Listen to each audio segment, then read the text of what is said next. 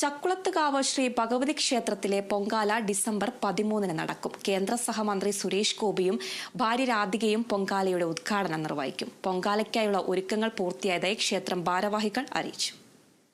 ചക്കുളത്തുകാവ് ശ്രീ ഭഗവതി ക്ഷേത്രത്തിലെ പൊങ്കാലയുടെ വരവറിയിക്കുന്ന പ്രധാന ചടങ്ങായ കാർത്തിക സ്തംഭം ഉയർത്തൽ ഡിസംബർ 8 നടത്തും.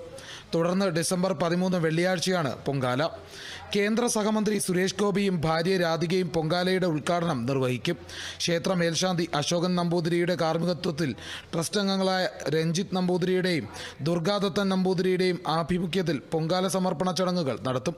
തുടർന്ന് പശ്ചിമ Bengal governor doctor CV Anandabose കാർത്തിക സ്തംഭത്തിൽ അഗ്നി ജ്വലിപ്പിക്കും. കാര്യദർശി മണിക്കുട്ടൻ നമ്പൂതിരിയുടെ അധ്യക്ഷതയിൽ ചേരുന്ന സമ്മേളനം കേന്ദ്ര സഹമന്ത്രി സുരേഷ് ഗോപിയും അദ്ദേഹത്തിൻ്റെ സഹധർമ്മിണി രാധിക സുരേഷും ചേർന്ന് പൊങ്കാല ഉദ്ഘാടനം നടത്തും. തുടർന്ന് 11 മണിയോടുകൂടി 51 ജീവിതകളിലായി 500-ൽ പരം പുരോഹിതന്മാരുടെ നേതൃത്വത്തിൽ പൊങ്കാല തളിക്കുക എന്ന ചടങ്ങിലേക്ക് കടക്കും.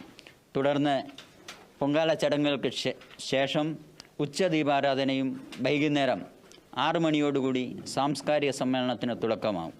ചക്കുളത്തുകാവ് പൊങ്കാലയ്ക്ക് മുന്നോടിയായുള്ള ഒരുക്കങ്ങൾ പൂർത്തിയായതായി ക്ഷേത്ര ഭാരവാഹികൾ അറിയിച്ചു. സേവന പ്രവർത്തനങ്ങൾക്കായി 1500-ലധികം വോളണ്ടിയർമാരെ സജ്ജീകരിച്ചിട്ടുണ്ട്.